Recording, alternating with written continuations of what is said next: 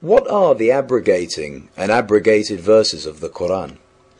The Quran is unique among all the holy scriptures of other peoples, since it is the only one that allows the God of Muhammad, Allah, to keep changing his mind regarding his alleged revelations to Muhammad.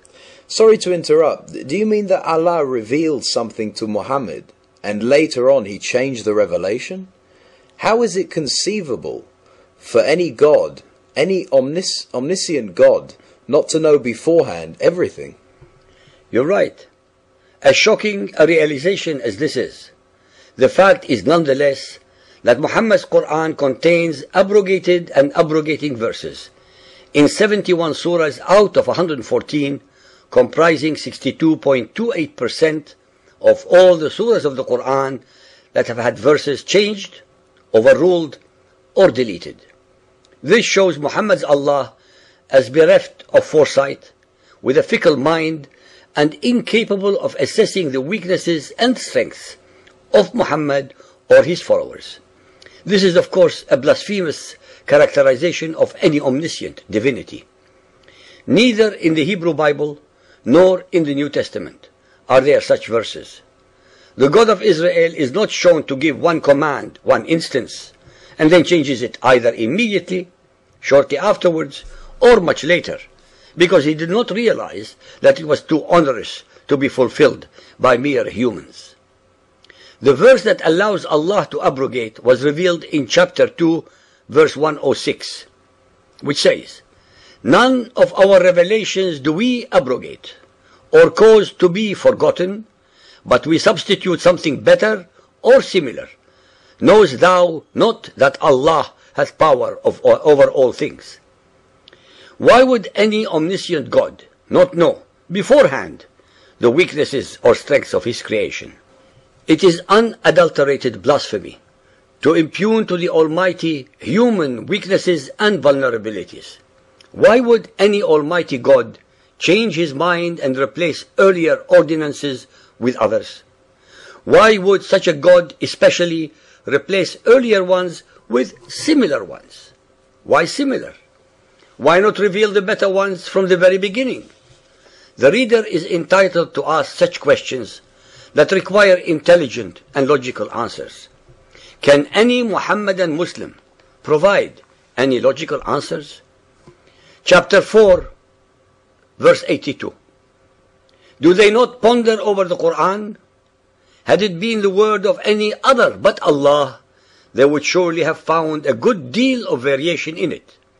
Such discrepancy and incongruity, those who check and scrutinize it will know it. The Quran is challenging the reader's intellect. The answers to the challenge are incredibly provided by the Quran and Hadiths themselves, which are an enormous deal of variations is exactly what is found in the Quranic verses. There is also, of course, the issue of the satanic verses, which were repeated by Muhammad, who did not recognize them as coming from Satan. It is as if by divine justice that the Quranic challenge has been met, and our case against the veracity and alleged divine origin of the Quran is rested. Chapter 13, 38. Ar-Rahman abrogates, blots out, or confirms whatever he wants.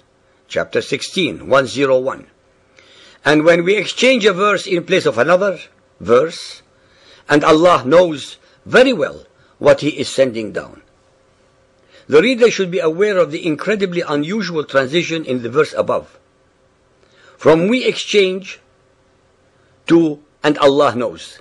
Why and how could Allah speak in the first person, we, at the beginning of the verse, and then moving immediately and without any logical or grammatical reason to the impersonal and Allah in the second part of the same verse? It is precisely because Allah should very well know what he is sending down that he has absolutely no reason to change his mind and abrogate or make forgotten an earlier revelation. Even the illiterate and unlearned Arabs of Mecca found it intellectually and theologically fraudulent to believe in such a fickle, indecisive, and fallible Allah. Since the Quran and its interpreters repeatedly mention the inviolability and eternal character of Allah's rules and regulations, how can they at the same time explain away the most controversial cases of the abrogated and abrogated surahs, which number 71, that is 62.28% of the Quran? In addition to the above anomaly, the reader should also be aware of the missing and forgotten verses that are mentioned in the ahadith. Why and what for would Allah the Omniscient, the All-Knowing, change His mind at what He had already announced and replace it with one equal or better than the first? What would the purpose be of changing one for an equal? Why change it if it is only for an equal? Does Allah break His own promises and instructions? Does Allah hence have more than one preserved tablet in heaven? If so, which one of them is the correct one? It all sounds more than just blasphemy and mumbo-jumbo. It is all an insult to the Almighty and to the intelligence of all human beings who accept such profanity and idiocy of a concept or dogma. All the abnormalities, ambiguities, stupidities, and contradictions in the Quran are instantly and summarily resolved when the listeners absorb and accept the simple and unchallengeable following conclusions: that there is not a single letter, let alone a word, a verse or a chapter in the Quran that could have been revealed by any omniscient, merciful, or compassionate divinity. Because in reality, every letter, word, verse, and chapter in the Quran is the product of Muhammad's imagination, his own personal alter ego, cleverly projected into the unsuspecting mouth of Allah, the supreme pagan rock god of Mecca, embedded into the corner wall of the Kaaba called the Black Stone. Allah, Gabriel, and Muhammad are one and the same.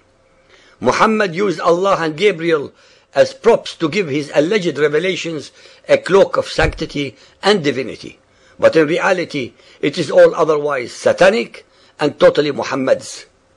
Those who doubt what is being revealed here can read much more on our website, as well as when they read the following books written by the followers of Muhammad, such as Al-Suyuti's Al-Itqan fi Ulum al-Quran, Jamal al-Din al-Juzi in his Nawasikh al-Quran, Abu Ja'far al-Nakhas al-Nasikh wal-Mansukh.